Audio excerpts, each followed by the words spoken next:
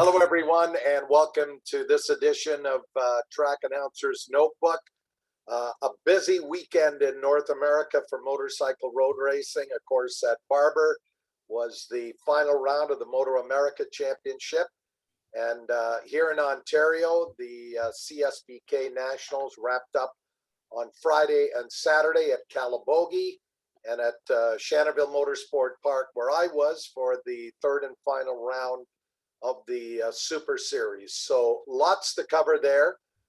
Stuart and I were hoping to have Alex Dumas as well as Ben Young and Jordan Zoke on the show to talk about what happened on the weekend at Calabogie, but those guys must all be very, very busy. We weren't able to confirm, but we're hoping to have them on next Monday night, give them a week to think about the championship. But congratulations goes out to Alex Dumas, 19 years of age, the youngest Canadian Superbike champion.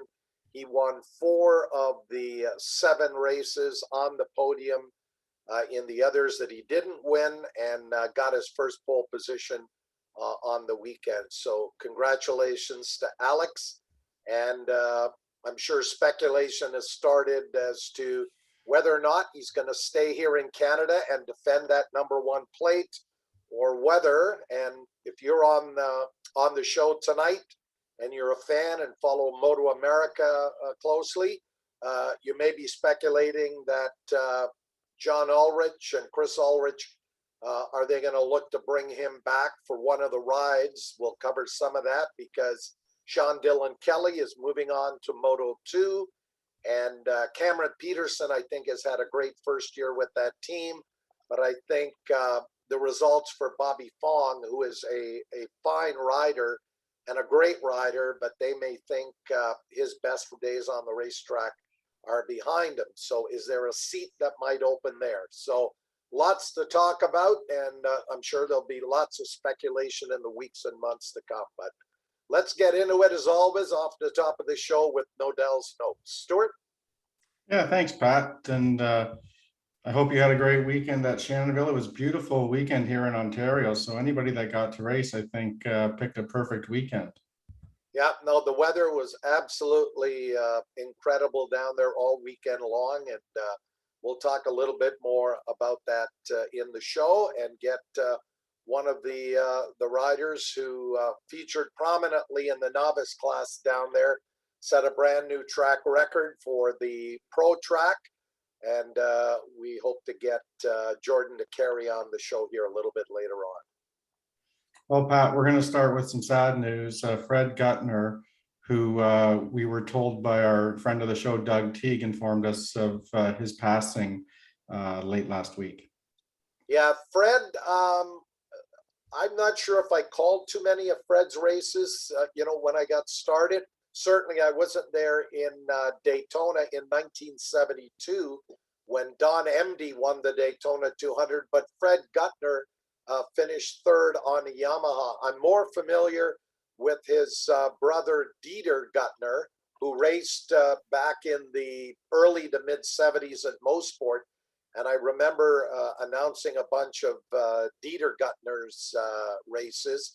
And I think Dieter passed away a couple of years ago. So 2 fine road racers that emigrated to the United States from Germany. Fred went back to Germany, I think, in the mid 70s. Didn't spend too many years over here.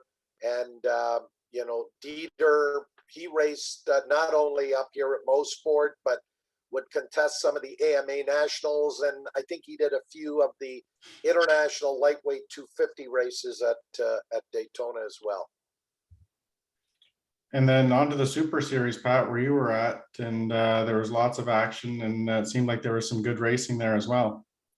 Yeah, with Sunday, the CSBK rounds were over, and there were a few riders who arrived at Shannonville late entries, and we'll cover some of those. But this is a photo of James Collins, who raced at the CSBK round at Canadian Tire Motorsport Park. finished, I believe, 7th or 8th. And with that second pro sport bike race being delayed and moved to the Friday at Calabogie, unfortunately for James Collins, his motorcycle was producing over the decibel limit, couldn't make it through tech. I think he tried to make some changes to the baffling, went back through tech on Friday at Calabogie, still didn't pass tech. So I think he got a refund for his entry and headed to Shannonville, and we're glad he did, and I'm sure he's glad he did, because he went out on Saturday and won the pro sport bike race. And then I think he was looking to win another one on Sunday, except Louis Rafa showed up, and Louis was coming off a great 4th place finish behind Sebastian Tremblay in the Liqui Pro Sport Bike National. And James Collins ended up finishing 2nd to Louis Rafa on Sunday. So a few of the CSBK regulars who showed up, Matt Simpson, who was runner-up to Brad McRae in amateur sport bike. He was there as well on Sunday, won the amateur sport bike race. And James Collins, I didn't know James a great deal. I'd announced some of his races.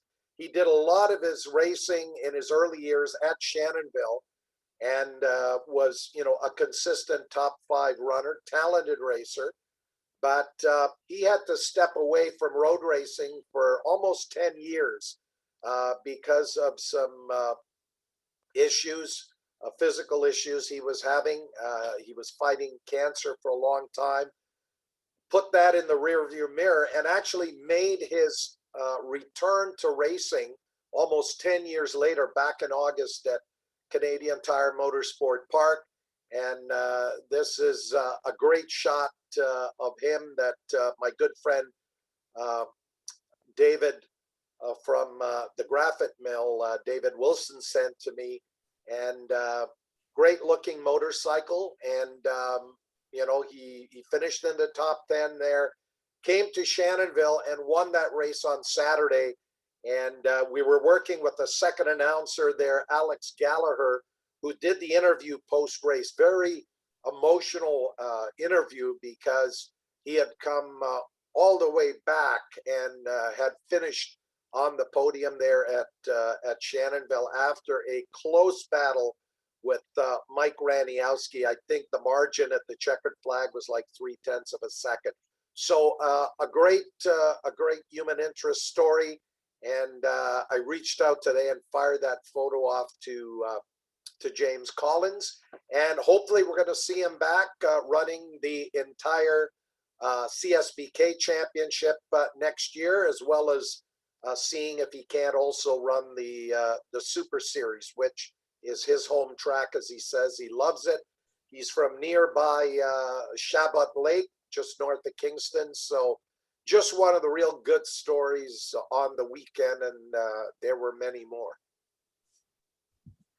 I found this podium presentation photo, Pat, so I thought I'd share that as well. Yeah, well, that's Mike Raniowski, and it's an interesting racing community down there at Shannonville, very grassroots. And Mike Raniowski, as they said, went into the local LCBO and bought up every bottle of champagne. So in addition to the trophies for both Saturday and Sunday's races, everybody got a bottle of champagne. Most of them popped the cork. The odd rider said I had to take it home and share with my wife or girlfriend. But that's James Collins on top of the podium with the trophy there for his race win on Saturday in pro sport bike.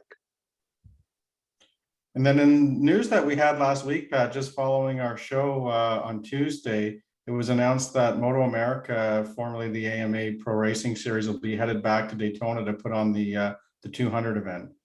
Yeah, indeed. I'm sure Kevin Elliott is very disappointed with this news.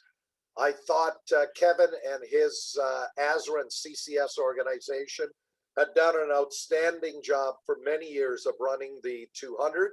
The grids weren't 80 riders, but they were consistently 50 to 60.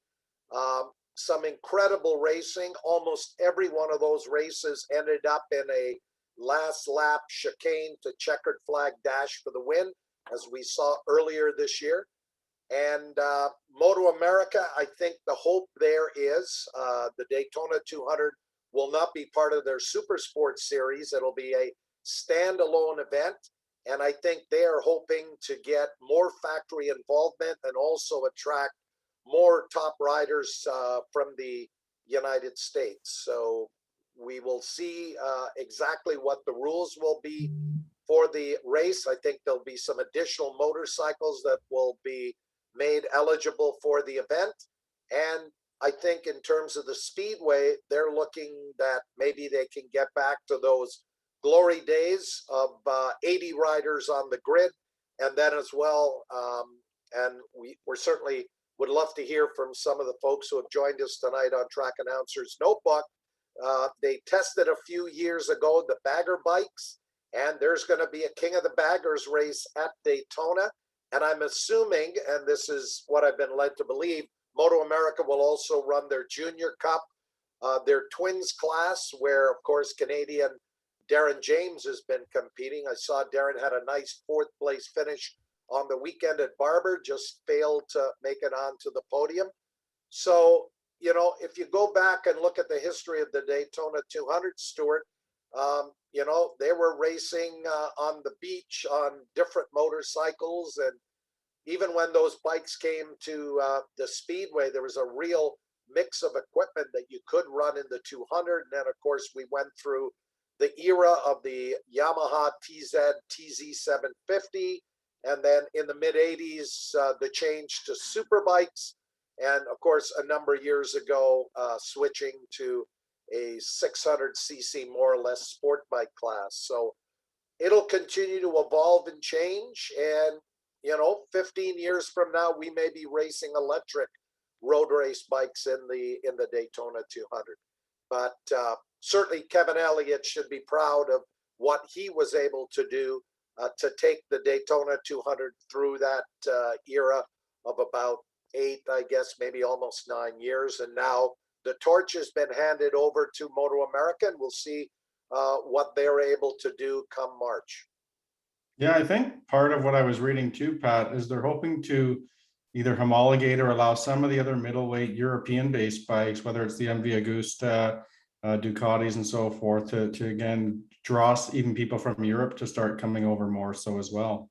Yeah, and I think that is the goal. Obviously, if you try to get back to those days where there was such a strong European contingent, as well as, you know, riders down from Canada, and of course, if you were a racer in the United States, Daytona had to be on your race schedule. So, you know, change is bound to happen, and we've seen it now in the Daytona 200. And I guess it's fitting as they celebrate the 80th running of the Daytona 200 next March that they've made this change. Great. And again, sorry, go ahead. I was just going to again invite anybody who is with us on the show tonight to kindly reach out and give us your comments, your take on the switch from ASRA CCS to Moto America for the Daytona 200. Thumbs up, thumbs down. Stuart?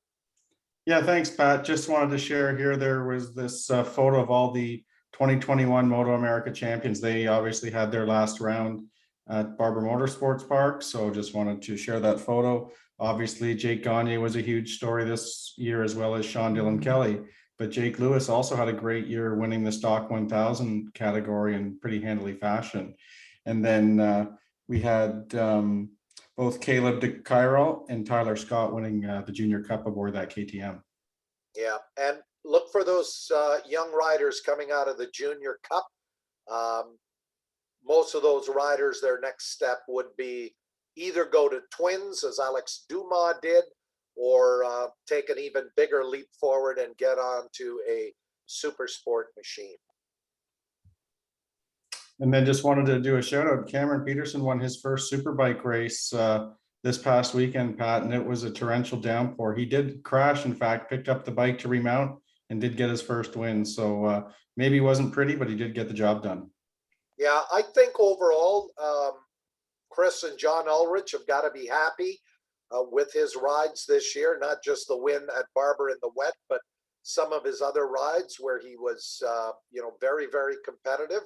And I'm not sure how many years he had signed for, but he's going to be back. And, I don't know whether they considered Cameron Peterson their number one rider or Bobby Fong, but certainly Peterson outperformed Fong on the racetrack. No doubt. And then in MotoGP action, they did race at Misano, and Pecco Bagnaia has made it 2 in a row. So he got the win this past weekend. And the fight for second, he's sort of pulling a gap now on Joan Mir, who finished further back in the field, but 2 in a row must feel good for him. Yeah, and of course, coming up in a couple of weeks, those who have been lucky enough to get a ticket or get to Circuit of the Americas in Austin, Texas, should be a great event. Hopefully they've got awesome weather, and of course that'll be the final opportunity for race fans to see Valentino Rossi race here in America. And then it was also another rookie's first time on the podium, and Enea Bastianini, who did finish third in the race. And here is the standings you can see in the overall, Pat. Yeah, I think unless he has a couple of disastrous races, Quartararo should be able to wrap up that championship and maybe even before the final round. Yeah, it's likely. And then World Superbike race this past weekend, but I just wanted to point out Tom Sykes had a big crash yesterday and did suffer a pretty severe head injury, but at last I had read he is conscious and hopefully he's going to have full recovery. So I just wanted to wish him a speedy recovery. Yeah. Go ahead, Stuart. And then this past weekend, Yamaha unveiled the 60th anniversary color scheme, which I thought looked awesome. It reminded me of a guest we had back a couple of weeks ago with Steve Baker. I thought this looked pretty awesome. Yeah, great retro livery on that bike. Absolutely, those factory Yamaha TZ750s of the mid 70s. That was very much the paint scheme and the graphics. So very cool. And then you can see the overall standings. Toprak on the Yamaha has a 1-point lead over Johnny Ray. And I think we've mentioned it before. It looks like it's going down to the wire, but this has probably been the most exciting and close points race we've had in World Superbike in some time. Yeah, I mean, Scott Redding mathematically still in the hunt for the championship, but it's really a 2-rider race between Toprak, Razgatlioglu. I think I almost got that. You did, yeah, that was a close one. You take the safe route and just call him Toprak. So if I ever have to announce the World Superbike race, I'm going to have to get that sorted out. And Jonathan Ray, I think he's still got a shot at winning yet another World Superbike championship. I don't think he'll get to 14 Superbike championships like Jordan Zoke, but there may be 1 or 2 more still coming Jonathan Ray's way. Yeah, no doubt. And then they're up next weekend in the Angel Nieto circuit in Jerez for their next round. All righty, on we go. I want to give it another shout out to friend of the show, Carl Soltheis. He had a bit of a rough weekend, but I know his goal when we spoke to him earlier in the year, Pat, was to finish in the top 10, and he exceeded his expectations. He finished 9th. I know we've had a note here from Pete in the Q&A, who's obviously a good friend of Carl's, and he reminded us that this past weekend, Carl, there was an issue, I think, with the logistics around maybe rescheduling an event because of the downpour of rain they had at Barber. And Carl was basically starting dead last from the hot pit out, but he did climb his way up to 15th to salvage 9th in the championship. But maybe if he had a full race, he did have a legitimate shot at finishing 8th. But I think either way, Carl had an outstanding year. He's a fun follow on social media. If anybody is looking for another rider to follow, Carl's he's really great with the fans and has an awesome following. Yeah, and you know what? He really took a step up, going from winning that ASRA Superbike championship last year. He could have stayed in the ASRA series, and I'm sure won another one.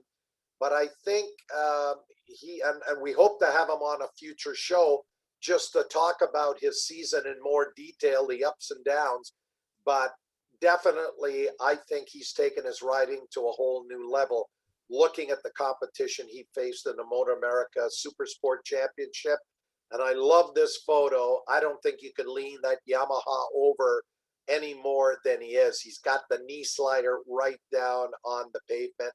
Love the shot, and we'll get Carl on a future show a little bit later on in the fall once all of the racing is wrapped up, maybe post Coda, MotoGP, and post Daytona, Daytona Fall Cycle Scene races, where we'll have CCS Race of Champions, the final ASRA round. Maybe we'll see Carl down there, and also AMA, their grand championships are going to be held at the Speedway. So they're going to be racing Friday, Saturday, Sunday. That is 15, 16, 17 of October. And that has the Team Hammer School running on Thursday. Yeah, and another note to that, Pat, with regard to the Barber event at Moto America, Pete's reminded us that he thinks moving the race, their hands were tied because they're actually doing their awards banquet this evening. So there really wasn't any room to adjust the schedule.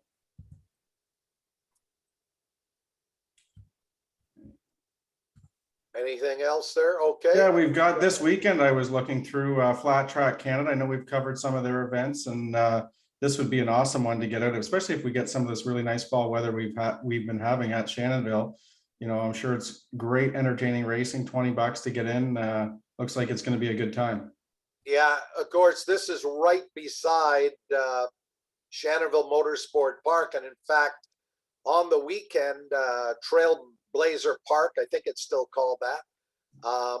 They've got both a motocross and a flat track, and there were a number of riders out there on both the oval running and getting, I assume, preparing for the Flat Track Canada National. But also the motocross track was very busy. But as you said off the top of the show, the weather was just spectacular on the weekend. And also, I'm not sure if you've got it in your Nodell's notes, Stuart. This weekend up at Gooderham, Ontario in the Haliburton Highlands, it's the annual Corduroy Enduro that the Sharpless family, Blair Sharpless, really the mover and shaker when it comes to that enduro event. They're expecting somewhere over 300 riders, I think. There might be a few up from the United States because those riders can come north. We can't go south for any races down there as yet.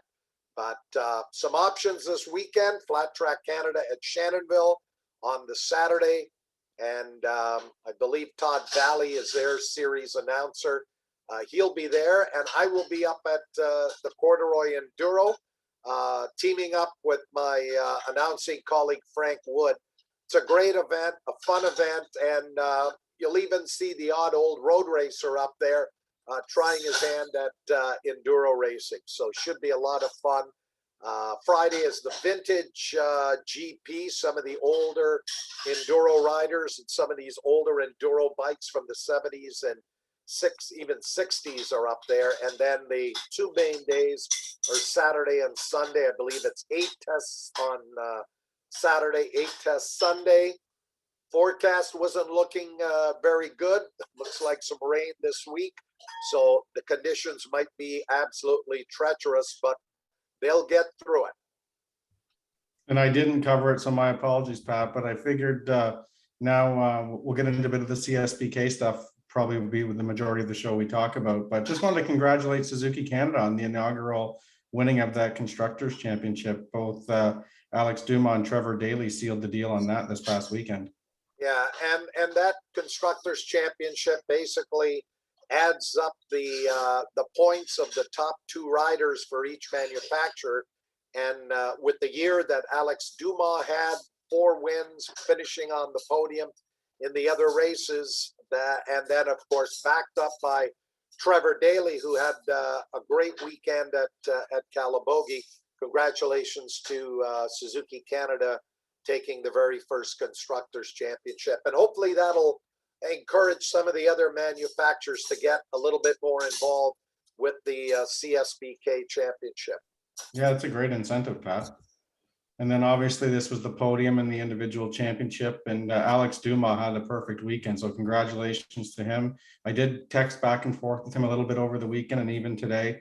And youngest ever rider to win the Canadian National Superbike Championship, qualified on pole, which he had yet to do, and took the double. And then looking at the race monitor scoring, remotely, he and Ben Young, they were within 0.4 of a second, I think, in race 2, and about the same distance from race 1. So it was a close race between the two of them. Well, in the next week, Monday night, we hope to have Alex on with Ben and hopefully Jordan Zoke, and maybe even see if Trevor Daly is available to come on. Trevor had a solid year, and of course contributed to that Suzuki Constructors Championship. And that's it that we have for the Nodell's notes, Pat. Okay, so Stuart, if you want to get Jordan Decarie on, I just want to talk a little bit more about the Super Series and what he's been able to accomplish as a novice rider. A little bit later to the game, but he had quite a battle with Tyrone Tavares for the novice championship, but he had a great weekend, setting 2 track records in the process of running in those novice class races at Shannonville Motorsport Park. So I believe we've got Jordan here with us now, Pat. So I'll let you and Jordan have a conversation. First of all, Jordan, thanks for coming on. This was a last minute thing, and just think, you're subbing for Jordan Zoke and Ben Young and Alex Dumas, our new Superbike champion.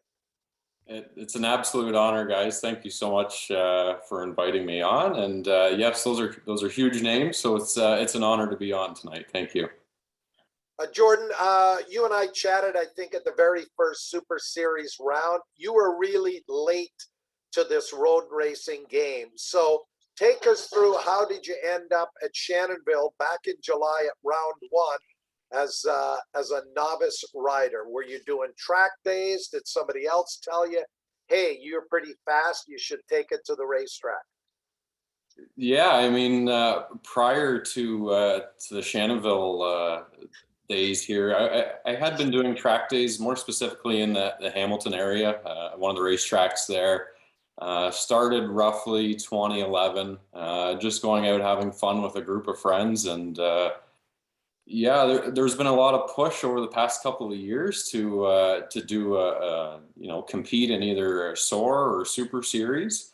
A good friend of mine, Jeff Robb, had pushed me to try out Shannonville. All of the stories he was telling me, I felt like I was there. They were so vivid, reliving the Jeff Robb days of racing. So okay, I remember Jeff Robb, RZ 350 Cup. I believe so. RZ and RDs, I believe he was winging them around. Yes. Yeah, I called a few of his races. He was a pretty quick rider. So he's responsible for your road racing career in part. In part, yes, absolutely. And he's actually, I was texting him before the show and letting him know how big of a part he's played. If I'm struggling with something, he's giving me the inside information on where to go around the track. And again, just the story is so vivid that I feel like I'm living through his, through the helmet of Jeff Robb. So definitely a lot of help from people like that. So yeah, track days up until this year, decided to do the Super Series, the race school in June. Had a great time with that. We have a great turnout for the novice class, roughly 18 riders showing up for the series. And yeah, just gave it my all, and came close, had a great battle, like you say, with Tyrone. He's a fantastic competitor and rider, and definitely pushed me to be a better rider as well. Yeah, I noticed just the great camaraderie and sportsmanship at the trophy presentations. I mean, you guys ended up just 20 points apart, which might sound like a lot, but the scoring system at the Super Series, you get 100 points for a win, 5 points if you grab a pole position.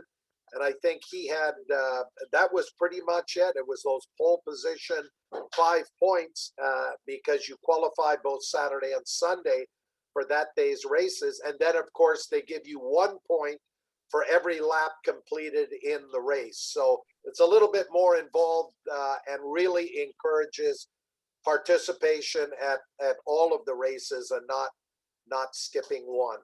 Take us back to your opening round in July, on that July 10th, 11th weekend. First practice session, first qualifying session, first race on the Saturday. How much different was that than just doing a track day at Toronto Motorsport Park or the school that you did at Shannonville? Yeah, I mean, I don't think I was prepared for the butterflies that you feel. You know, even the hour leading up to the race, sitting in the paddock and chatting with the rest of the riders, just the butterflies, and you know, it's a lot of it. There's the mental part of racing, getting in that zone and focusing on, you know, what the job is at hand, or what you need to go out and do. So it was a big change. Going out from having very little experience at Shannonville. 2020 was my first time visiting Shannonville, doing a few lap days there, and then jumping right into the racing. So yeah, the whole structure of qualifying and then, you know, waiting for your horn to go out to the race and lining up on the grid. I do have a little bit of background experience drag racing, so those whole shots have helped out a little bit this year. Yeah, I've seen a lot of those. There's been a few of those in the races, but yeah, just a crazy experience, and being able to turn laps at a historic racetrack has just been a dream come true. Well, not only turning laps, but this past weekend, and I've got to go to my cheat sheets here, you set a brand new track record on I believe Saturday at 1:09.880, and that record goes all the way back to 2008 when a rider by the name of Brian Phil. I wasn't at Shannonville in that era, so I'm not really familiar with Brian Phil, but the old record was 1:10.554, and you did a 1:09.880. And then on Sunday, and I don't know if you remember the lap or how it all came together, but then you shaved 0.8 of a second off of that to 1:09.036. And just to give people perspective, Louis Raffa, who won the Pro Sport Bike race on Sunday after finishing 4th at CSBK, was doing 1:08. So you were less than a second off what guys like Louis Raffa and James Collins were turning. Did you think you'd be able to set a couple of brand new track records, or were you more focused on the championship battle with Tyrone Tavares?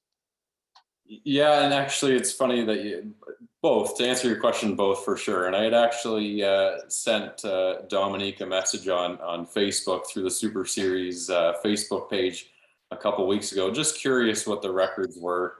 We actually broke the record back in August on the Nelson circuit as well. So I was just curious, you know, where I kind of wanted to aim for the weekend. And so yeah, that was in my mind, but also, like you say, going into the weekend, 20 points behind Tyrone. He had pretty much run a flawless season, you know, taking those 5 extra points really helped him out in qualifying, those bonus points. So we fell kind of short, and the lap times through our qualifying, we always seemed to qualify a little bit slower than our race pace. We couldn't get up to get up to speed with qualifying, and that really, I think that really hurt us throughout the season. But yeah, I mean, I didn't think that I was going to match those times or beat those times this weekend. We were just more so focused on staying in front of Tyrone, and he had a bit of a get off there on the Saturday, and that wasn't the way that we wanted it to go down. We wanted to have it fair and square out on the racetrack, and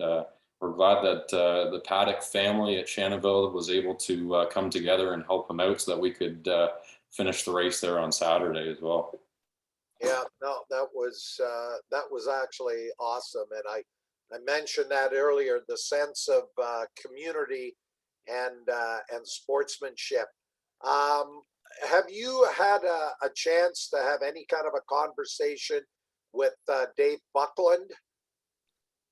I believe I've had just few chats with Dave. I think he ran some Toronto Motorsports track days. So just in passing, but nothing too serious, no. Yeah. So how old are you now, Jordan? I'm 30. 30. Okay. So you're not 19 years of age and winning Superbike championships, but maybe you can start winning some championships at 31 next year. And there was a magical moment I'd love to share with everybody. There was a rider, young rider, third year out of Kingston, 24-year-old Ryan Vanderputten. He had won every one of the previous 5 races from the pole. He was going to wrap up the championship, but his bike a problem with the counter sprocket early on Sunday morning. So although Dave Buckland, who happens to be 73 years of age, and I was kidding him, you're racing against kids who could be your grandchildren.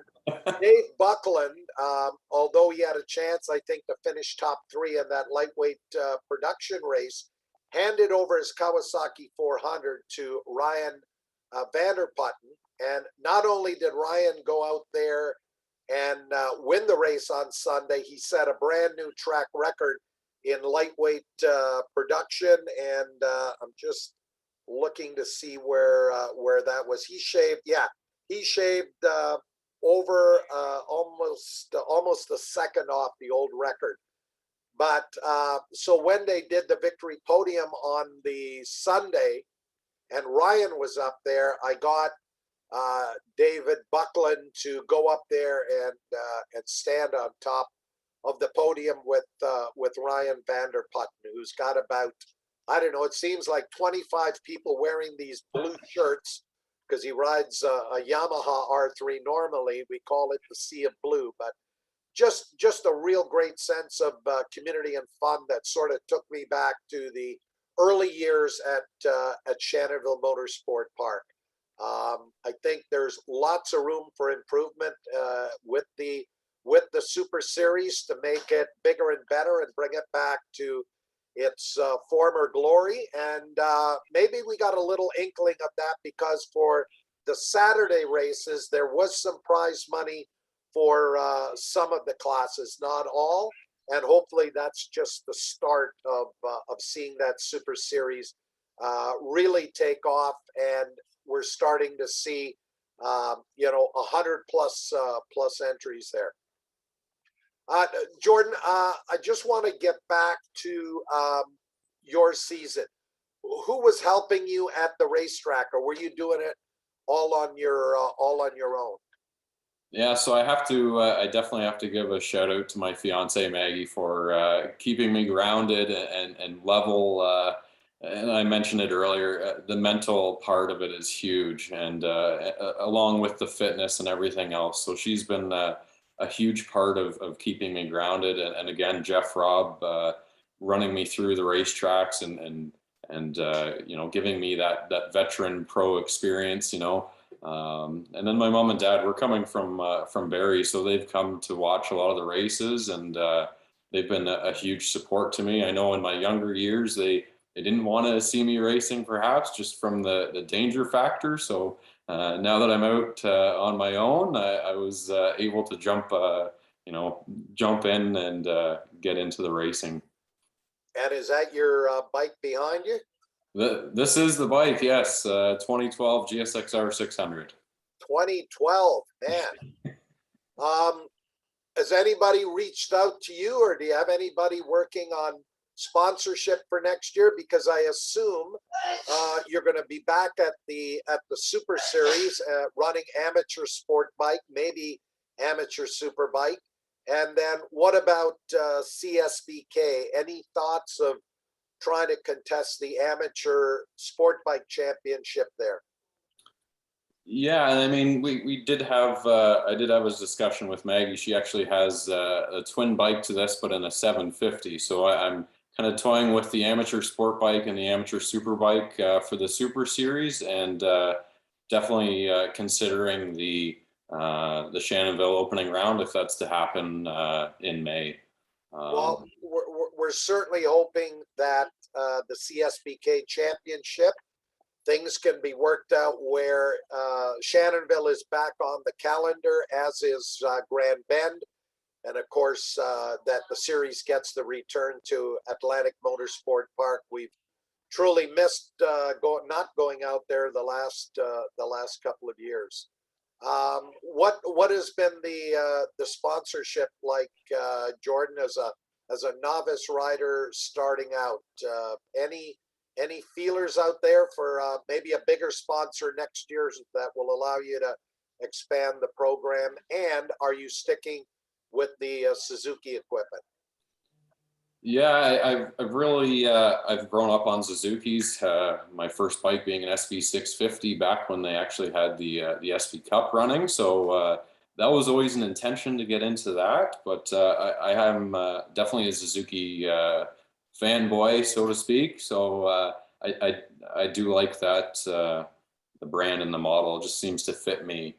As far as sponsorships, Danny from Champion Cycle has been a huge help this year. He's always been a text or a phone call away for setup and for getting the bike running, in its peak performance. As far as next year, nothing for reach outs as of yet, but I'm definitely going to be knocking on some doors and seeing if we can be competitive in the amateur sport bike. Well, hopefully there's somebody on the show tonight tuning in who is going to say, "Hey, I've got some sponsorship dollars, and I'd like to sponsor that kid from Barrie who's just set track records at Shannonville Motorsport Park."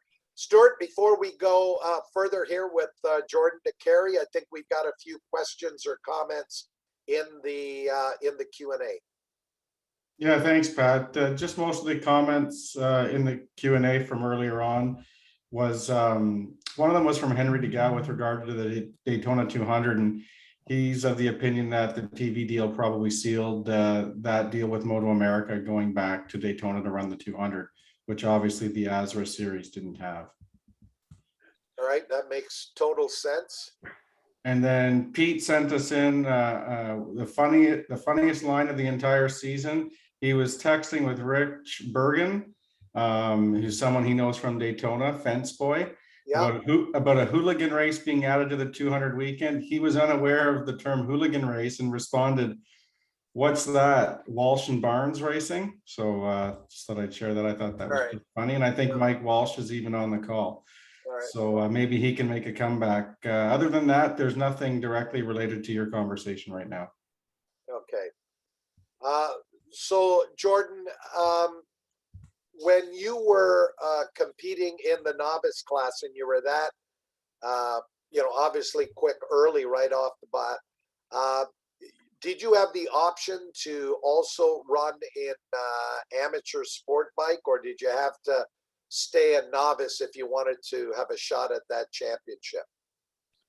Yeah, Pat, at the start of the year, I had requested just to do novice as well as the amateur sport bike, just having a sense that perhaps I could, finish in a decent spot there and gain a lot of valuable experience riding with the faster guys and girls in that class. The way that it's currently set up, they really want to see the novice first-year riders compete in the novice class for the first race. and then branch off from there. But at that point, having 2 podium finishes after the first round, finishing behind Tyrone, I thought we would be locked in a good battle. So I kind of did want to stick it out from there. And after that first round, we actually made the switch from street tires to slicks. So we had no testing prior to that, and jumped in with both feet, kind of just all in after that. So yeah, we definitely got hooked and proceeded from there. Well, those slick tires might have been the thing you needed, because you won both of the novice races at round 2 in August, which set up that very close championship battle between Tyrone Tavares. Again, I haven't spoken a great deal to Tyrone. I've chatted with him a little bit. I take it he's younger than you, or about the same age? I believe we're both approximately the same age. Oh, okay, late to the sport and coming out of track days. I think that's where a lot of the great talent is coming out. Those riders who get on the track, get comfortable at the speed, and then can make that transition. Jordan, I want to acknowledge some of the other champions. Of course, Tyrone Tavares winning the novice championship. As we said, had a great year, and I would assume he's going to be continuing on in amateur sport bike next year. Probably the Super Series and maybe some of the CSBK rounds. Drew Weber, just in his second year, he was a novice last year, as you were this year, won the amateur sport bike championship, and was running times very close to what you and Tyrone Tavares was running, 109s, and ended up winning that amateur sport bike championship pretty handily. Did you have much conversation with him? Not too much with Drew. He was a busy guy in the pits. Lots going on. I know he had some support from his family and friends there as well. But yeah, definitely a very skilled rider. Everybody in the paddock has the same feeling about Drew and his ability to ride. There's lots of talent with him. Yeah, and now I would think he is probably going to move up to pro next year for the Super Series. I think he pretty much has to. And then in amateur Superbike, I've announced a number of his races because he's been around for a long time. But it was heartwarming to see Martin Perot, who I believe is in his early 50s, win the Superbike championship on his Kawasaki. One of a number of riders from Quebec who continue to support the Super Series. Yeah, you definitely don't miss Martin out there with his Kawasaki and his leathers. He's very flashy out on the racetrack, and definitely a great guy in the paddock as well. He is helping. I believe he was helping a couple of the novice riders with setup and just anything that he could. Yeah, it's great to see that sense of sportsmanship and camaraderie at Shannonville. Very heartwarming. And Drew Weber also won heavyweight sportsman as well, so he's a double Super Series champion this year. And yeah, he'll have to make that move up to pro for 2022. Want to talk a little bit, and I don't know what your perspective is on it. Eli Decarie, great rider. He's been around a long time, but Eli totally dominated both Pro Superbike and Sprint Cup, which is sort of open to just about any class of rider, amateur, pros, or novice riders. And I know Tyrone Tavares ran in a couple of those Sprint Cup races, but Eli Decarie won 6 poles in Pro Superbike. He won 6 races. He did the same thing in Sprint Cup. You can't have a more perfect season than he did. I do give him credit. He did share half of his bottle of champagne with the track announcer on the victory podium. But I would just love to see, just even from calling the race, to see some of the other Superbike riders return to Shannonville and give us a really good pro Superbike and Sprint Cup race. Now, I think for that to happen, there'll have to be a prize fund for those pro riders to come back. But what was your take on that, just as a race fan? For sure, Pat. And we had a brief conversation in the tower on Sunday about that, the prize and having something, more so than just a trophy to try and get these fast guys out there, because there's a lot of fast riders that are, not coming out to the series for whatever reason. But it was interesting this year to see, SOAR and the new Pro 6 racing come through. So I believe people are trying to divide their time between, all three tracks, whereas it could have just, it could have been just the Shannonville Super Series. So I think that's part of it. But as a spectator watching Eli, it's phenomenal. It's an inspiration to see him ride, and the amount of preparation. Speaking with his girlfriend quickly at the tech area there, the amount of time that they dedicate into that bike, testing new setups is just mind-boggling. So I think she mentioned he had started there running Shannonville back in '98 and had crashed multiple times in each corner, I think is what she had mentioned. So he's definitely knows the track layout. I'm sure he can ride it with his eyes closed, and that's very apparent when watching him from the stands. Yeah, and typically for qualifying, he would go out there, do 2 or 3 laps, and he would pull in because nobody was even coming close to him. My hope was on Sunday that some of the Superbike guys who were at Calabogie would show up at Shannonville and just do a one-off to give us a bit of a Superbike battle, other than Eli just running away from everybody and hiding. Also want to mention Dave Buckland. We mentioned to him earlier, handing over his motorcycle so that Ryan Vanderputten could finish up the perfect season and set that new track record. But Dave Buckland, who again came to the sport late, raced in all 3 of the lightweight classes, Sportsman, Superbike, and Production. He won lightweight Superbike at age 73. And I said to him, Dave, if you can be racing at age 73, I hope I'm still announcing at age 73. He finished second in the Sportsman class and then finished 4th in Production, and probably could have finished 3rd if he didn't sit out that race and hand his motorcycle over to Ryan Vanderputten to cap off his perfect season. So he was one of my heroes that weekend. And I just want to make sure we haven't missed anybody. Chris Fair winning lightweight Sportsman. And the other note here as well was it was great to announce some sidecar racing, Stuart. I haven't done one of those in a long time. The Sidecar Racers Association was out, but they invited the VRRA, and 5 of their competitors came out. So there were actually 9 sidecar teams there. One of them had problems after Saturday, DNF the race, but we did have a couple of really good sidecar races, and congratulations to Michael Vinton and his passenger Celeste Atkinson. They won the Super Series Sidecar Championship.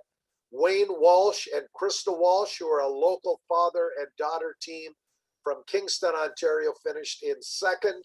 And Russ Miller and Sean McDonald, they were I believe the 2016 SRA Sidecar champions. They've got just an immaculate R1 Yamaha powered rig. They won both of the sidecar races on the weekend and ended up 3rd in the championship. So some really good racing, and I was totally a blast to go back there. The other thing, and maybe Jordan, you can comment on this, is that all 3 of the Super Series races ran on a different track configuration, similar to what SOAR has been doing with their series. So the opening round was on the long track. Round 2 was on the original Nelson circuit. And then round number 3 was on the pro track. this past weekend. Jordan, how do you rank and rate those three tracks? What is your favorite? What's your second favorite? And what's sort of your third choice if you had to pick a track to race on? Well, I think, Pat, you'll know my first choice, the track that seemed to suit my riding style and the bike the best was definitely the Nelson track, the historic Nelson track. And to get my first win and then back it up with a second on that track was something truly special. And to set the record there as well was just icing on the cake. So that was amazing. Having never run that track, only watching old video on YouTube of it, showing up there and being able to compete as we did, I was extremely happy with that. The second track, I do like the pro track, really fast layout. Well, you got a couple of track records on there. You should love it. I do, yeah. I would say it's up there as well. Again, only having one track day a year ago, I think almost to the weekend. It was the Race Super Series was there at that time. I did the Friday track day. So it had been over a year since I had been on the pro track again. So it was like riding on a new track. And then of course the long track, it's hard going from street tires. So to get the same kind of feeling, it wasn't quite there. And I think that showed with our pace on that weekend. But in all, my riding just from coming to Shannonville and opening up myself to a new track, my riding has even improved at Toronto Motorsports Park as well. So definitely the birthplace of champions. Hopefully we can add our name to the list in 2022 as well. So is this past weekend, is that the end of the season, or maybe you're thinking of let me go to Soar and Grand Bend, particularly if there's a national there next year, and hopefully there is, and seeing how I stack up against some of the Soar regulars? Yeah, Pat. And then there's definitely a lot of fast guys and girls at the SOAR events. So it would be interesting to see how we stack up against them, and that is something that may be in the works, pending funding and tire supply. All right, Stuart, I think we may have another question or comment in the Q&A before we wrap up tonight's show. Yeah, Pat, just first really to ask Jordan, we've had a lot of conversation and discussion about people, moving up from category to category. And do you feel confident, or do you like the system that's put in place with just, points accumulating? And then if you finish third in a championship or whatever the case may be, you bump up to the next level? Or would you rather them base it on lap times and performance to see if you really match up? And at Shannonville, were you able to, bump up into some of the other classes to sort of measure yourself as to where you would fit in the next level of racing? Yeah, Stuart. So I did follow a lot of that conversation. I know that's been on the show here a bit about bumping up from amateur to pro, and I do think it needs to go by pace.